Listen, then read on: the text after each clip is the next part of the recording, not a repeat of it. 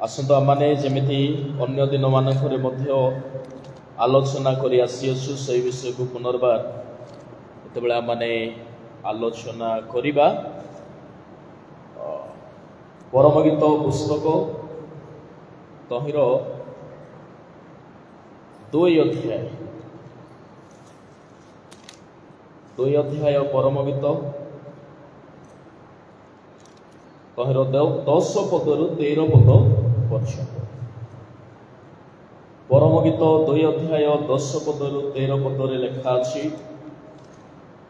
मोहर प्रियतम कथा कहिले और से मते कहिले हे मोहर प्रिय मोहर सुंदरी उठ बाहरी आस कारण देख शीत काल गत है वृष्टि शेष हो गला भूमि रे पुष्प प्रस्फुटित होइछि पक्षीगणर गायन काल उपस्थित आम्भमानक देश रे घुघुर रोग शुणा जाउछि डिमिरी वृक्ष स्व अपोक फल मान पक्व करुछि और द्राक्षालता पुष्पित होई सुबास देउछि हे मोहर प्रिय मोहर सुंदरी उठ बाहरी आस। ईश्वर को धन्यवाद हो केते जन परम गीत पुस्तक को घरे मध्य पढ़ुछंती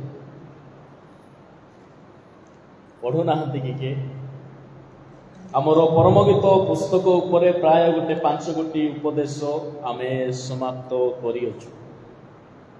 परम गीत पुस्तक रे मांडलिक जीवन रो प्रस्तुति कथा उल्लेख करा जाय बरंकर निमंते प्रभु को आगमन निमंते मंडली क्यों प्रकार प्रस्तुत रही ताहांकर अपेक्षा रे बंचिबा दरकार से कथा परम गीत पुस्तक रे लेखा जाए। परम गीत पुस्तक रे कन्यार सौंदर्य मंडलीर सौंदर्य को दर्शाए। परम गीत पुस्तक रे कन्यार प्रशंसा गोटे विश्वस्त मंडलीर प्रशंसा को बुझाए।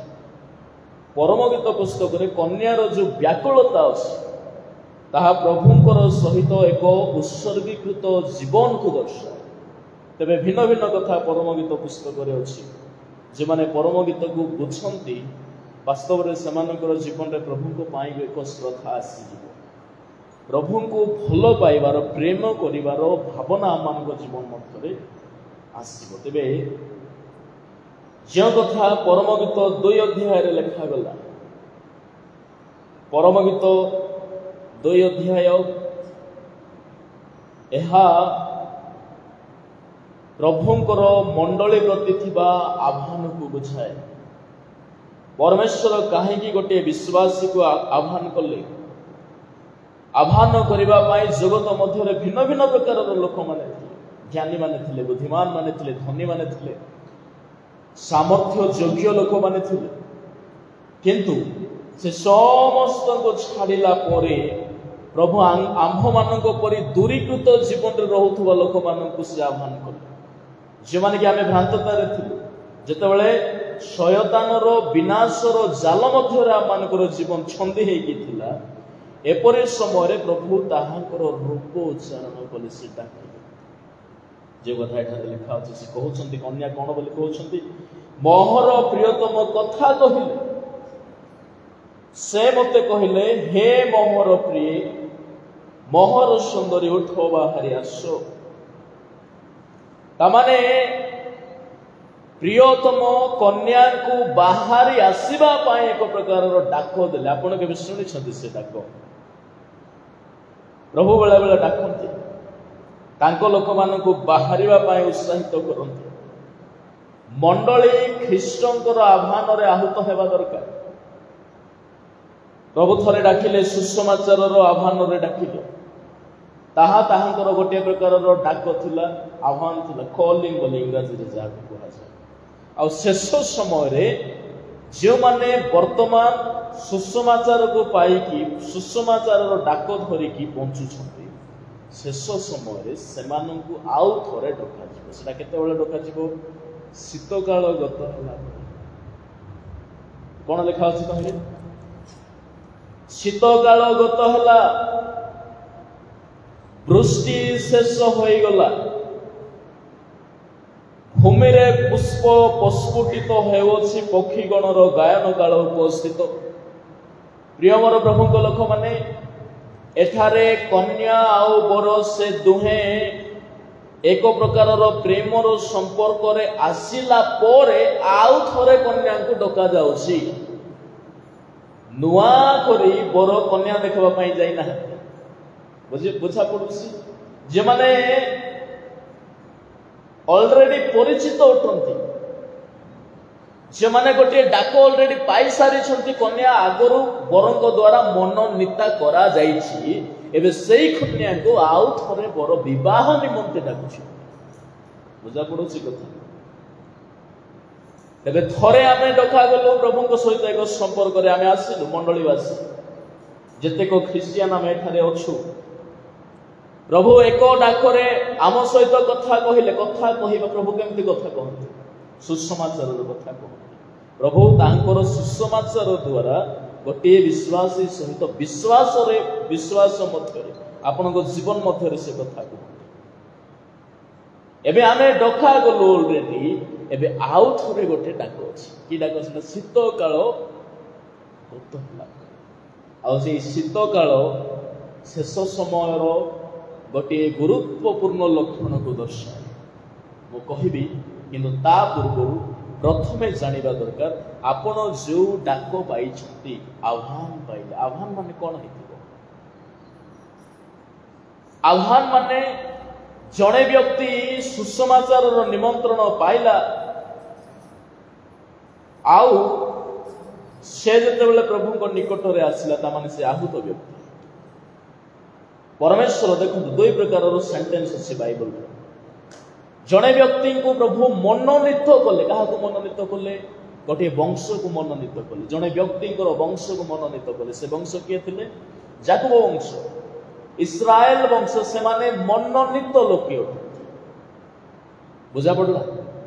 आउ आमे माने जिते जन आमे आहूत आमे आमे आमको प्रभु डाकिले आउ सही वंशर अंतर्भुक्त कले से माने मांसजात वंशर उत्पन्न अब्राहमंकर रक्त रे इसहाक जन्म हेले इसहाकंक ठारू जाकुब जन्म हेले जाकुबंक ठारू 12 गोटी गोष्ठी जे माने कि मनोनीत गोष्ठी एमाने शारीरिक मांसजात मनोनीत गोष्ठी किंतु आहूत माने केमिति गोष्ठी हेई पारिले सेई वंश अंतर्भुक्त केमिति हेले विश्वास रे हेले।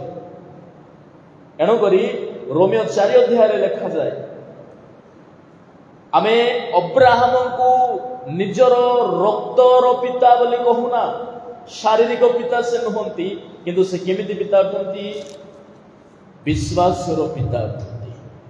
प्रिय मोर भाई और भौणी माने रोमियो 4 अध्याय कौन लिखा जाए 13 पद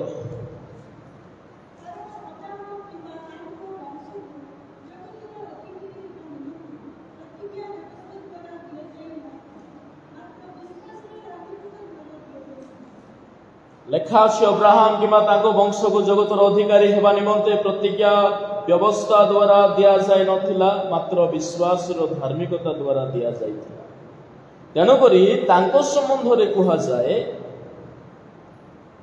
से विश्वासर पिता जदि 11 पद पढ़िबो तहिरे लेखा अछि आउ से असुन्नति अवस्था रे विश्वास सकाशे धार्मिक गणित होई सेथिर मुद्रांक स्वरूप सुन्नत चिन्ह पाइले जेपरी असुन्नति अवस्था रे थिबा समस्त विश्वासी पक्ष रे धार्मिक गणना करा जीवा निमंते से सेमानकर पिता हुअंती। तामाने जेते जन सुन्नति व्यक्ति जे माने जिहुदी वंशजात इस्राएल रक्तजात से माने मनोनीत शारीरिक भाव रे अब्राहम सेमानकर पिता हले किंतु जे माने आहूत हले मनोनीत आहूत भितर बुझा पड़ुछि तो पार्थक्य जे माने आहूत हेले से माने विश्वास रे काहे कि आम्भे माने असुन्नति होत किंतु विश्वास द्वारा अब्राहम आमानकर पिता आ सेही विश्वास द्वारा आमे अब्राहमंकर वंशर अंतर्भुक्त हेले। तेणु करी बाइबल रे लिखा जाय गलाती 3 अध्याय 28-29 पद तहिरे लिखा अछि विश्वास द्वारा ଖ୍ରୀଷ୍ଟଙ୍କ ଠାରେ ବିଶ୍ୱାସ ଦ୍ୱାରା आम्भे माने अब्राहमଙ୍କର वंश बोली गणित होउछ। पढ़ते कौन लिखा अछि शीघ्र शीघ्र 3 28 29 29 29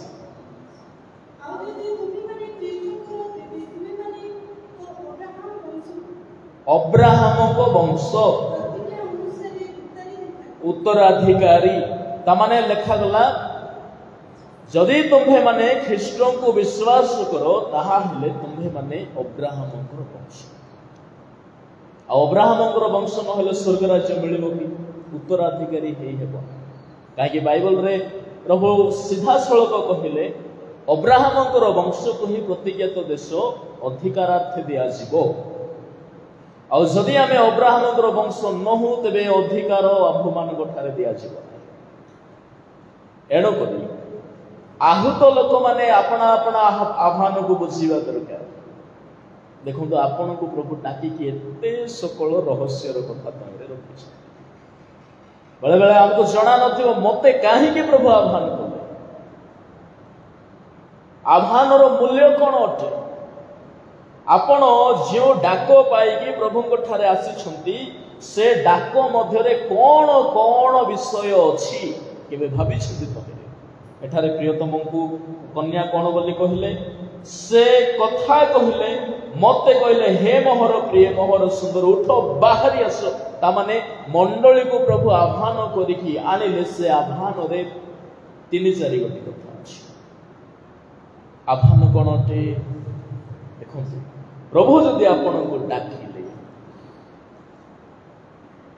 केवल जे ए जगत रे मोर सेवा करो तापरे तमर आड़े तमे हे जा बोली डाकी नाहंती किछि क्षणर आह्वान नुहे।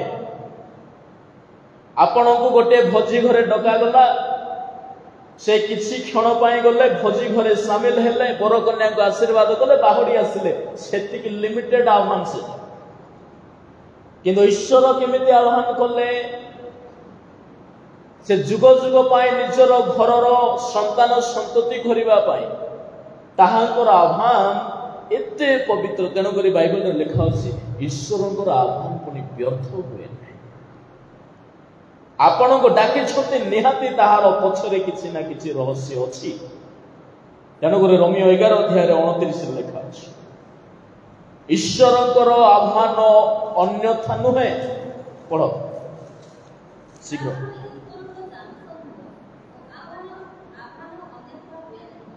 ईश्वरंकर दान समूह ताहांकर आह्वान केबे कोन हुए नै अन्यथा हुए नै।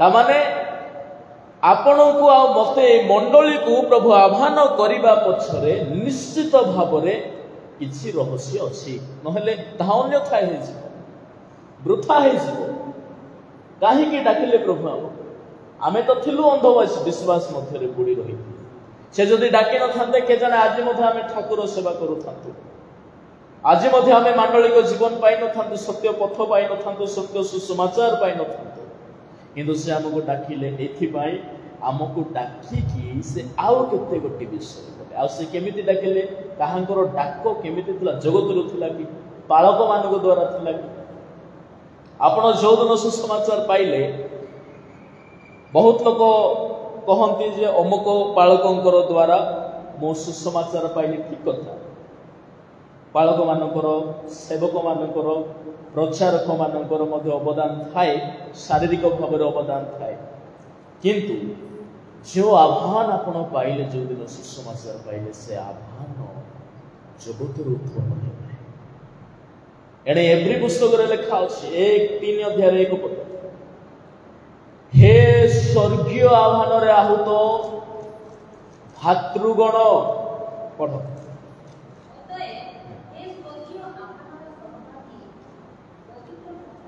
हे स्वर्गीय आह्वान सहभागी ता माने हमर डाक केमिति डाकिले प्रभु कोठरो डाकले गिरजा घर रो डका गला कि जगत रो डाकले कि ना ना ना ना प्रभु स्वर्ग रो डाकंती स्वर्गीय आह्वान रे आहूत पवित्र भातृगण तामाने मंडली पवित्र भाई मानकर एक सहभागिता अटे धार्मिक मानकर सहभागिता आउ सेई भातृगण को प्रभु केमती डाकिले स्वर्ग आमे बुझीवा दरकार मते आसी एई गिरजा घरे जतेबेले मु आसीसी प्रभु मते केमिति आकारे मते डाकी कि आने आमे कहारो निमंत्रण रे आसीना को जगतर लोक आमको फोर्स कले जे मंडली रे आज प्रार्थना आसु सेति पई नाय जे माने आह्वान को सतरे बुझी छंती प्रभुंकर कोनोसी विषय को से माने नास्ति करि परिबा आज अनेक अछंती आह्वान जाने ना काहे कि प्रभु मते डाकुछ काहे कि बारंबार मो कर्णने सुना जाए जे मते निश्चित भाव में प्रभुंकर उपस्थिति रे जिबार अछि एहार गुरुत्व को जे माने बुझी परंती वास्तव रे से माने प्रभुंकर दूरवर्ती जीवन के बेले रहबो ना आह्वान को जानिबा दरकार प्रथम कथा आपन को आह्वान केमती होते कन्या को बर केउ आकारे डाकेले स्वर्गीय आह्वान रे डाकिछ स्वर्गीय बाणी रे डाकिछ स्वर्गीय भावना रे डाकिछ प्रथम कथा द्वितीय कथा कोन होते आपनकर आह्वान भितरे आ गोटे रहस्य प्रभु रखिले पुरस्कार छुछारे डाकी आना कोन अछि आपण को डाकिबा पछरे प्रभु आपण को एक पुरस्कार देवा पाई बोले डाकिले तन करी साधु पाउल कहिले मु दौड़ुछि स्वर्गीय आह्वान रो पण पाइबा पाई ता माने स्वर्ग रु जो आह्वान आपण पाइले से भितरे कोन अछि पण अछि फिलिपी 3 अध्याय रे 14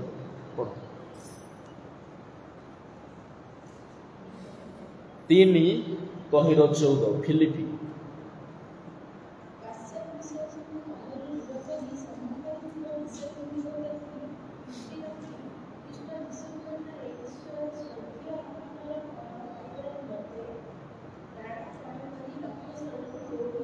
कौन बोली कहले मो प्राण पणरे दौड़ुछि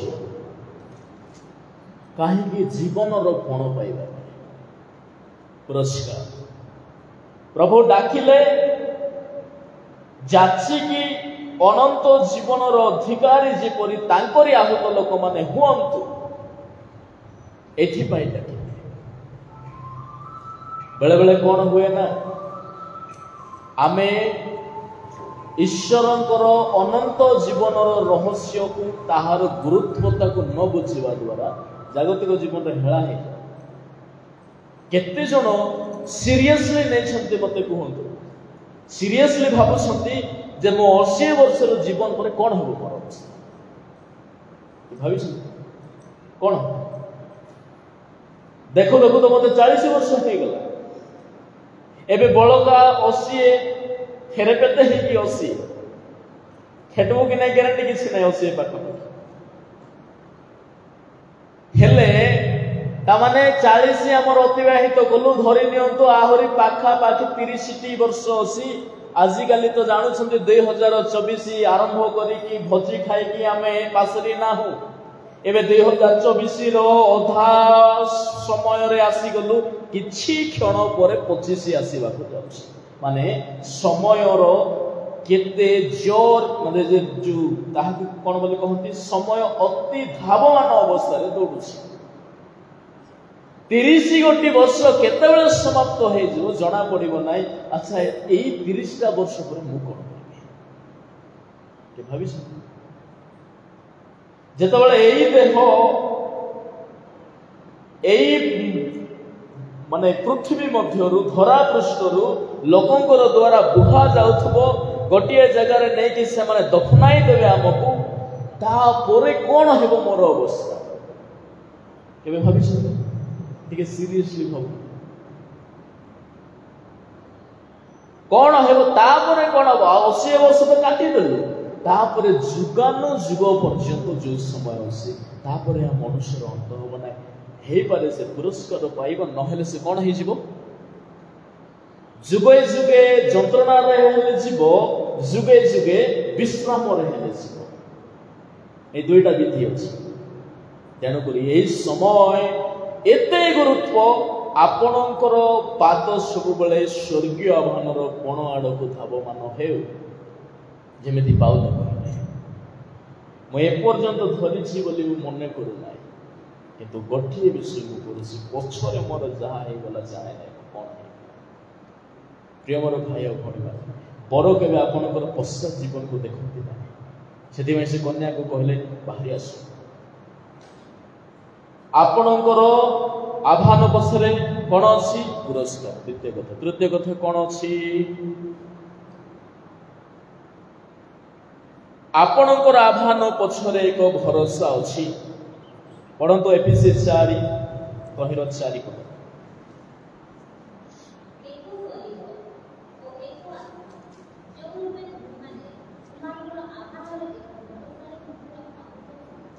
ଆହ୍ୱାନର ଭରସାରେ କ'ଣ ହେଇଛ? ତାମାନେ ଭରସା ଅଛି କି ନାହିଁ? ଭରସା ମାନେ କ'ଣ ହେଇଥିବ କହିଲ? ପ୍ରଭୁ ମୋତେ ଡାକିଛନ୍ତି ମାନେ ନିଶ୍ଚୟ କିଛି ଉଦ୍ଦେଶ୍ୟ ଅଛି ତାଙ୍କର। ପ୍ରଭୁ ମୋତେ ଡାକିଛନ୍ତି ମାନେ ମୋତେ ବିନଷ୍ଟ ସେ କେବେ ହେଲେ କରିବେ ନାହିଁ, ଏଇ ଭରସା ରଖନ୍ତୁ।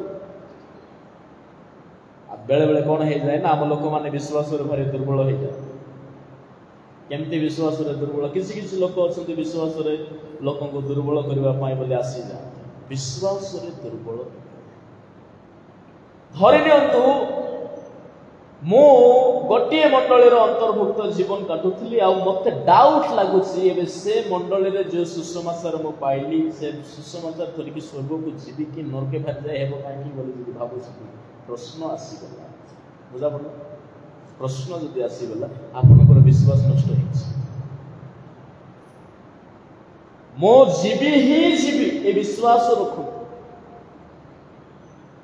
ସେଠାରେ ଆଉ କୌଣସି ସନ୍ଦେହ ନ ରହୁ। ଭରସା, ଆମ୍ଭେମାନେ ଯେଉଁମାନେ ଭରସାକୁ ଧରିକି ରଖନ୍ତି ସେମାନଙ୍କ ମଧ୍ୟରେ ପ୍ରଭୁଙ୍କର ମହତ୍ ମହତ୍ କାର୍ଯ୍ୟ ହୁଏ। ଅବ୍ରାହମ 100ଟା ବର୍ଷ ବୟସରେ ମଧ୍ୟ କ'ଣ ବୋଲି କହୁଥିଲେ? ଚାଲ ବାହାରକୁ ଦେଖ, ତାରାଗଣକୁ ଦେଖ, ସମୁଦ୍ରର ଧୂଳିକୁ ଦେଖ, ସେମିତି ତୁମର ବଂଶ କରିବୁ ବୋଲେ ମଧ୍ୟ ନାଇଁ ନାଇଁ ଠିକ କଥା ପ୍ରଭୁ କହୁଛନ୍ତି ହେବ। 100 ବର୍ଷ ବୟସରେ କରିବେ, ସାଧାରଣ ଲୋକ ହେଲେ କରିବେ। ସେ କହିଦେଇଥାନ୍ତେ, ଆରେ ଏ ଦେହରେ ମାଂସ ନାଇଁ, ହାଡ଼ ହାଡ଼ ବଞ୍ଚିକିରି ଅଛି, ଖାଲି ଶ୍ୱାସ ଟିକେ ଅଛି। ସେ ସାରାର ଅବସ୍ଥା ତ ବାଡ଼ି ଧରିକି ସେ ଚାଲୁଛି, 90 ବର୍ଷ ବୟସ୍କା ସାରା। ସେ କୁଆଡ଼େ ସନ୍ତାନ ଜନ୍ମ ଦେବ? ମୁଁ କାହିଁକି ତାରାକୁ ଦେଖିବା ପାଇଁ ଯିବି କହିଦେଇଛି। କିନ୍ତୁ ଭରସା, ତାମାନେ ଆପଣଙ୍କୁ ଯେ ଡାକିଛନ୍ତି ତାଙ୍କ ଉପରେ ଗୋଟେ ଭରସା ରଖନ୍ତୁ, he will do for me, ସେ ନିଶ୍ଚୟ ମୋର ପାଇଁ କିଛି କରିବେ। ଏଇ ଭରସା ନିହାତି ଦରକାର। ତାପରେ ଶେଷ କଥା କହିକି ମୁଁ ସମାପ୍ତ କରିବି। ଆପଣଙ୍କର ଯୋଉ ଆହ୍ୱାନ ଅଛି, ଆହ୍ୱାନ ତ ପାଇଲେ, ଜାଣିଲେ ମୋର ଆହ୍ୱାନ କେମିତି ଥିଲା। କ'ଣ କ'ଣ କହିଲି? ପ୍ରଥମେ ତାହା ସ୍ୱର୍ଗୀୟ ଅଟେ, ଦ୍ୱିତୀୟରେ ତହିଁରେ ପୁରସ୍କାର ଅଛି, ତୃତୀୟରେ ତହିଁରେ ଭରସା ଅଛି। ଠିକ ଅଛି। ଚତୁର୍ଥ କଥା, ଆପଣଙ୍କର ଆହ୍ୱାନ କେବେ ହେଲେ ବ୍ୟର୍ଥ ହେବା ପାଇଁ ପ୍ରଭୁ ଡାକି ନାହାନ୍ତି। ହେଲେ ମୋତେ କ'ଣ କରିବାର ଅଛି? ପ୍ରଭୁ ତ ଏମିତି ଆଗରେ ଡାକି ଆଣିଲା। ଏଫେସୀ 4:1 କ'ଣ ଲେଖା ଅଛି? ଏଫେସୀ 4:1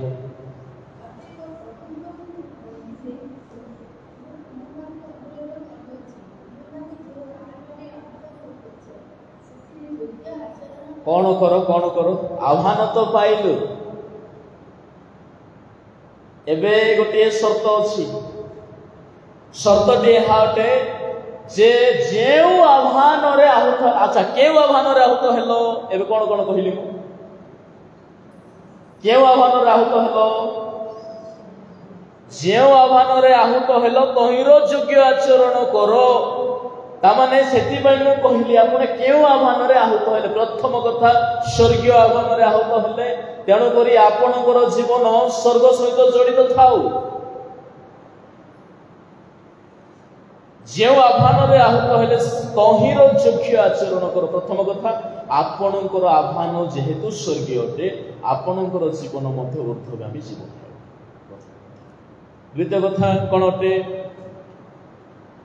ଆପଣ ଯେହେତୁ ଏକ ପଣ ପାଇବା ପାଇଁ ଆହୁତ ହେଇଛନ୍ତି, ତେବେ ଆପଣଙ୍କ ଠାରେ ଏକ ଭରସା ରହୁ ଯେ ମୋତେ ପ୍ରଭୁ ଯେଉଁ ଆହ୍ୱାନ ଡାକିଛନ୍ତି ସେ ଗୁଣ ପାଇବା ପାଇଁ ଦୌଡ଼ିବେ। କେମିତି ଦୌଡ଼ିଲେ ପାଉଲ? ପଶ୍ଚାତ ବିଷୟକୁ ମନରୁ ଦୂର କଲେ, ସମ୍ମୁଖରେ ଥିବା ବିଷୟକୁ ଦୃଷ୍ଟି ରଖି ଦୌଡ଼ିବା ଆରମ୍ଭ କଲେ। ଛାଡ଼ି ଦିଅନ୍ତୁ ପଛରେ କ'ଣ ହେଇଗଲା ଆମ ଜୀବନରେ। ସମସ୍ତଙ୍କ ଜୀବନରେ ଆମର ଅତୀତ ଜୀବନ ହେଇପାରେ ଭଲ ଥିବ, ହେଇପାରେ ଖରାପ ଥିବ, ଭିନ୍ନ ଭିନ୍ନ ସମସ୍ୟା ଥିବ, ହେଇପାରେ ଆମେ ପାପୀ ଅବସ୍ଥାରେ ଥିଲୁ, ହେଇପାରେ ଆମ ଜୀବନରେ ଅନେକ ପ୍ରକାରର କୁକର୍ମ ସକଳ କଲୁ, କିନ୍ତୁ ପଶ୍ଚାତ ବିଷୟକୁ ଛାଡ଼ି ଦିଅ। ଆରେ ପାଉଲ ପରି ଲୋକ କ'ଣ ବୋଲି କହିଲେ? ଏଠାରେ ଯେତେ ଜଣ ଆମେ ବସିଛୁ ଆମର ଜୀବନ ପାଉଲଙ୍କ ଠାରୁ ଭଲ ଜୀବନ ଅଛି। ଜାଣିଛନ୍ତି କି? ପାଉଲଙ୍କର ପାଷ୍ଟ ଲାଇଫ ଯେତେ ଖରାପ ଥିଲା ନା, ଆମର କେତେ ଭଲ ଅଛି। ପାଉଲ ସେଥିପାଇଁ କହିଲେ ପାପୀ ମାନଙ୍କ ମଧ୍ୟରୁ ମୁଁ ପ୍ରଧାନ ପାପୀ। କାହିଁକି? ତାଙ୍କର ପାଷ୍ଟ ଲାଇଫ ଏତେ ଖରାପ ଥିଲା। କାହିଁକି ସେ ଏତେ ମାନେ ଗୋଟେ ପ୍ରକାରେ ନିଜକୁ କ୍ଷମା କରିପାରୁନଥିଲେ ଯେ ମୁଁ କାହିଁକି ଏମିତି କରୁଥିଲି। ତେଣୁକରି ପ୍ରଭୁଙ୍କ ପାଖରେ ମଧ୍ୟ କହିଲେ ମୁଁ ଅକାଳ ଜାତ କରି ମନୁଷ୍ୟ, ପାପୀ ମାନଙ୍କ ମଧ୍ୟରେ ପ୍ରଧାନ ପାପୀ ମୁଁ। କାହିଁକି? ପ୍ରଭୁଙ୍କର ରକ୍ତ ବିରୁଦ୍ଧରେ ତାହାଙ୍କର ପାଦ ଯାଉଥିଲା। ତାହାଙ୍କର ସେବକ ମାନଙ୍କୁ ରକ୍ତପାତ କରିବାରେ ସବୁଠାରୁ ଅଧିକ ଭୂମିକା କାହାର ରହୁଥିଲା? ପାଉଲଙ୍କର ରହୁଥିଲା। ତାହାଙ୍କର ସମ୍ମୁଖରେ ଚକ୍ଷୁ ଆଗରେ ସ୍ତିଫାନଙ୍କୁ ପ୍ରସ୍ତରାଘାତ କରାଯାଇ ହତ କରି ଦିଆଗଲା। ତେଣୁକରି ସେ ନିଜକୁ କ୍ଷମା କରିପାରିଲେ। ମୋ ପ୍ରଭୁଙ୍କର ମଣ୍ଡଳୀ ବିରୁଦ୍ଧରେ ଯାଇଥିବା ହେତୁ ମୁଁ ଯୋଗ୍ୟ ହକା ନାହିଁ ଶିଷ୍ୟ ହେବାର, କିନ୍ତୁ ସେମିତି ଲୋକକୁ ପ୍ରଭୁ ବାହାର କରି ଆଣିଲେ। ଏବେ ସେ ନିଜେ କହିଲେ ଏବେ ସେ ପଶ୍ଚାତ ବିଷୟକୁ ଧରିକି ଯଦି ରହିବି କିଛି ଲାଭ ନାହିଁ। ଆପଣଙ୍କ ଜୀବନରେ ଅନେକ ପାସ୍ ଅଛି। କ'ଣ ଥିଲୁ ଆମେ, କ'ଣ ଘଟିଲା ଅତୀତରେ ଛାଡ଼ିଲୁ, ପଶ୍ଚାତ ବିଷୟକୁ ମନରୁ ଦୂର, ମାଇଣ୍ଡରେ ମିଶା ନଥାଉ, ସେ ଦୂର କର। ସମ୍ମୁଖରେ ଥିବା ବିଷୟକୁ ଧରିବା ପାଇଁ ବୋଲି ଦୌଡ଼ିବା ଆରମ୍ଭ କର। ଏହା କଲେ ଆମେ ଈଶ୍ୱରଙ୍କର ଆହ୍ୱାନର ଯୋଗ୍ୟ ଆସିବା। ଦେଖନ୍ତୁ କେଡ଼େ ସୌଭାଗ୍ୟ। କରନ୍ଥୀ ମଣ୍ଡଳୀରେ ପାଉଲ ଏ କଥା କହୁଛନ୍ତି। ଯଦି ପ୍ରଥମ କରନ୍ଥୀ 1:20 ଦେଖୁ, ପ୍ରଭୁ ଅନେକ ଜ୍ଞାନୀ ମାନେ ଥିଲେ ସେ ସମୟରେ, କିନ୍ତୁ ସେମାନଙ୍କୁ ଆହ୍ୱାନ କଲେ ନାହିଁ। ପଢ଼ନ୍ତୁ।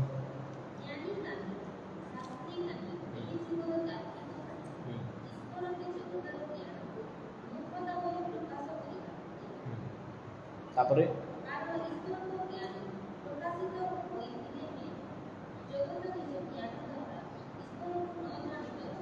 ଈଶ୍ୱରଙ୍କ ଦୃଷ୍ଟିରେ ଲେଖାଗଲା କାହିଁ ସେ ଜ୍ଞାନୀ?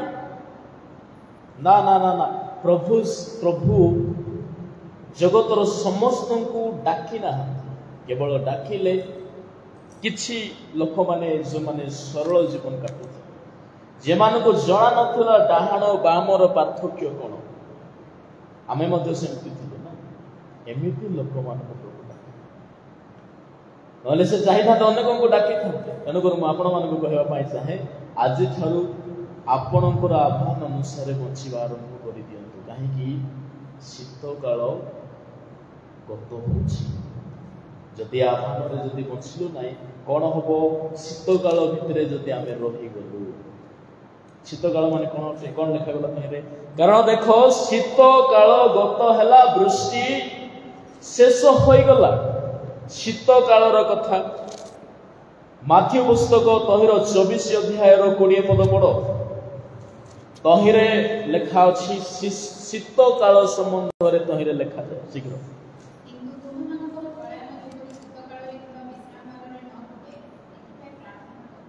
ଯୀଶୁ ଶୀତ କାଳ ଭିତରେ ନ ରହିବା ପାଇଁ ପ୍ରାର୍ଥନା କର ବୋଲି କଥା କିଏ କହିଲେ? ଯୀଶୁ କହିଲେ। ମାନେ ଶୀତ ମାସ ଖରାପ କି? ଆମେ ତ କେତେ ଦିନର ଗରମ ପାଇଁ କେତେବେଳେ ଶୀତ ଖେଟବ, ଆମର ଦାମଜଡ଼ି ଏତେ ଥଣ୍ଡା, ଶୀତ ଜଲ୍ଦି ଆସୁ ବୋଲି ପ୍ରାର୍ଥନା କରୁଛୁ। କିନ୍ତୁ ଏଠାରେ ଯୀଶୁ କ'ଣ ବୋଲି କହିଲେ? ଶୀତ କାଳ ଭିତରେ ଯେପରି ନ ଆସିବ ସେଥିପାଇଁ ପ୍ରାର୍ଥନା କର। को कथा मानिबा दरकार गरम रे शीत माने कौन ऑपोजिट ऑफ समर ग्रीष्म काल पूरा ऑपोजिट पार्ट हला गरम रो ऑपोजिट टा हला कौन ठंडा कोल्ड हेले शीत काल कहले तमे जे ठंडा दिन रे न बंच से कथा कुहा जाए शीत काल कहले कौन अटे आमर केते गोटी मुख्य काल अछि आमे साधारणतः 3 गोटी काल को विश्वास करू 6 गोटी ऋतु अछि समस्त जानि छथि कौन कौन अटे कहले टिक 6टा ऋतुर कथा टिके कहू शीघ्र शीघ्र शीघ्र ग्रीष्म वर्षा शरत हेमंत शीत बसंत ग्रीष्म वर्षा शरत हेमंत शीत बसंत भितर आहा को एहा को तीन तीन गोटी भाग रे दुई दुई गोटी भाग रे विभक्त करिवो कौन कौन हो साधारणतः 3टा काल रे ग्रीष्म वर्षा शीत ए 3टा काल को ही आमे माने साधारणतः फील करू अनुभव करू 6टा ऋतु अछि ठीक अछि किंतु ए 3टा को आमे अनुभव करू ठीक तेबे ए शीत वर्षा परे शीत आसिला शीत पर कौन आसिबो ग्रीष्म आसिबो नै कि हेले एबे इंटरेस्टिंग कथा कौन शीतरु शरत पर्यंत शीतरु हेमंत पर्यंत सब ए 3टा काल रे कौन हुए फसल कटा हैला अमल हैला जहाँ मत हो गला प्रकृति मध्य गोटे दृश्य देखा जाए शीत परे फसल सबल अमल हो ठीक अच्छे गछरे फल धरी फल कड़ा हो तापरे से प्रकृति रे गोटे परिवर्तन केमते देखा जीवो से गछ लता निजर पत्र को सुखाई की फोपाड़ी देबे से झड़ी पड़ी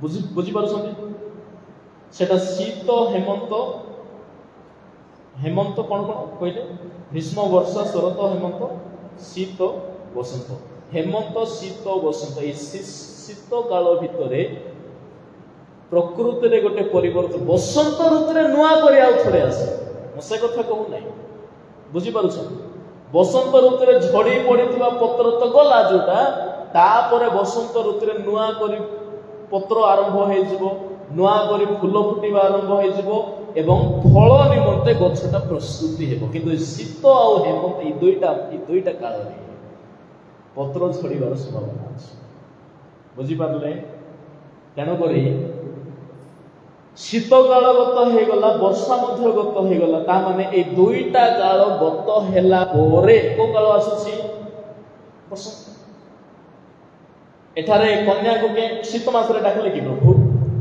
ना शीत काल गत हेला पोरे जो समय रे पत्र आउ थरे माने देखा जिवो गछरे फूल आउ थरे देखा जिवो गछरे सेमिति समय रे प्रभु ताहाको डाकिले माने केउ समय रे डाकुछन्ती आह्वान केउ समय रे आसीबा दरकार प्रभु मते सेमिति समय रे डाकिबे जेते बेले आपन को जीवन रिन्यू हेथिबो छड़ी पडिथिबा पत्र आउ नाइ देख रिन्यूअल लाइफ जेते बेले आरंभ होउथबो प्रभु को आह्वान आसी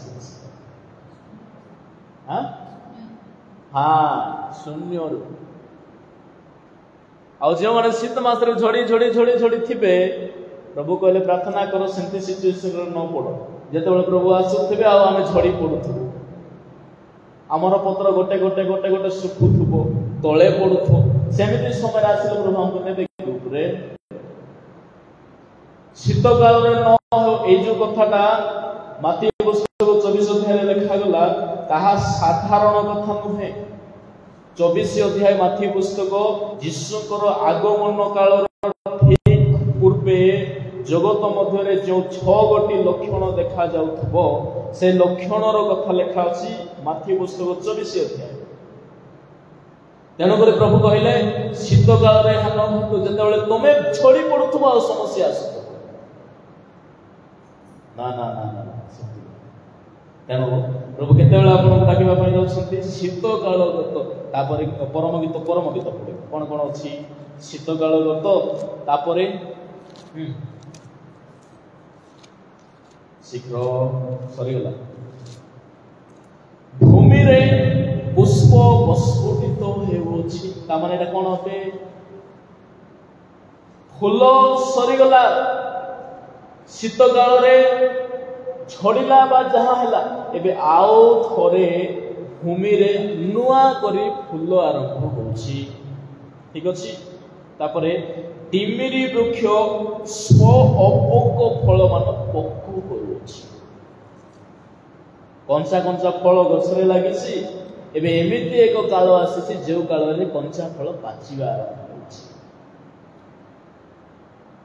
एमिति समय रे एटा को समय रे कथा बसंत समय को मास रे आपण डेमरी फल खाइबे पहले बसंत पर ग्रीष्म भितर आके खाइबे एबे परा गला एबे तो वर्षा मास आइला ना किंतु ता पूर्वे सेटा थिला नै मासे 2 मास तले हम डेमरी फल खाउथि ता माने से सीजन कोन थिला से सीजन थिला शीत काल रे सीजन नथिला शीत मास रे डिमडी खाइलो कि नाइ नाइ ग्रीष्म हेमंत बसंत ग्रीष्म भितर आमे सेई समय रे ए सब प्रकृति रे परिवर्तन देखु गछरे नुआ फूल होबो नुआ पत्र होबो फल मते पाचिबा आरंभ होबो ता माने एठारे शीत काल गत हैला परर समय एही समयटे जे समय रे गोटे परिवर्तन रो विषय आसे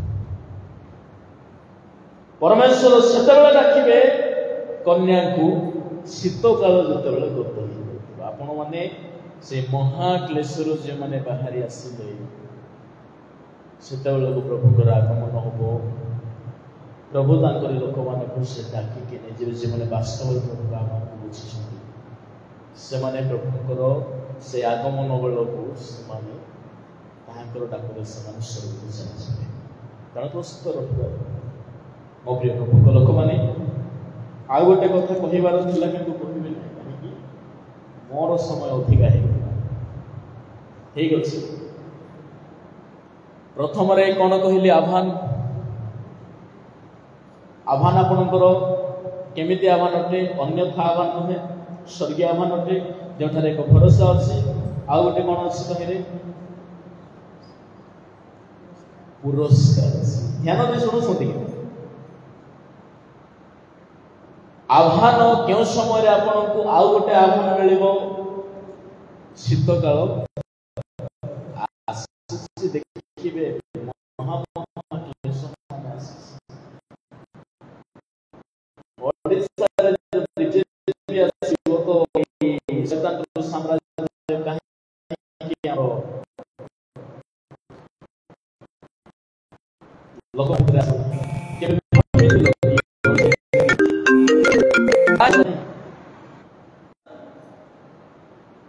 सेमेति प्रभु को दिन मध्य हमर भाण तो एक कोटी आइबे प्रभु बोली बसला प्रभु पळाय आसे सेटा कोन हो तेन करी सजग अब प्रभु के मान को डाकन से समय रे हे मोहर प्रिय के मान को डाके जाकु ताको डाकी देबे कहा को डाकीबे कोन लिखा अछि हे मोहर प्रिय मोहर सुंदरी ए दुई प्रकार लोक को डाकिबे जे कि प्रभु को प्रिय हेतु अच्छा बाइबल रे किछि किछि लोक मान को प्रिय बोली गोटे दुई जन को ना टिके को कहा प्रिय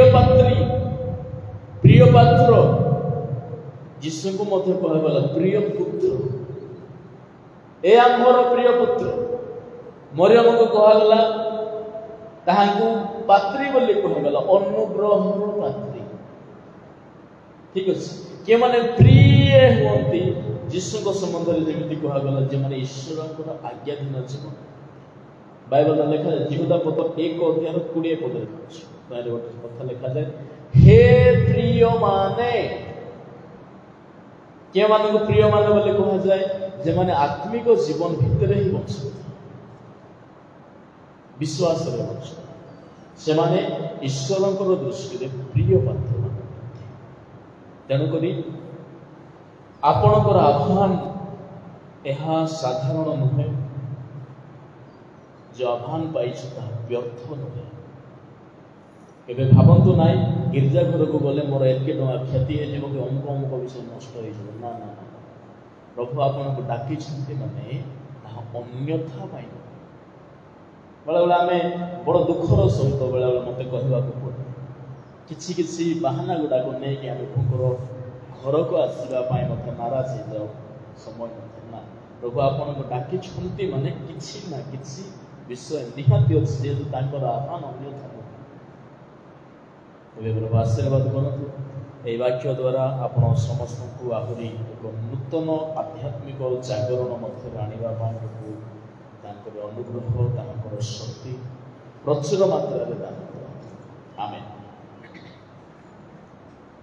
ओके, तबे समय हो गला। आपण माने परवर्ती समय भार बहन करंतु।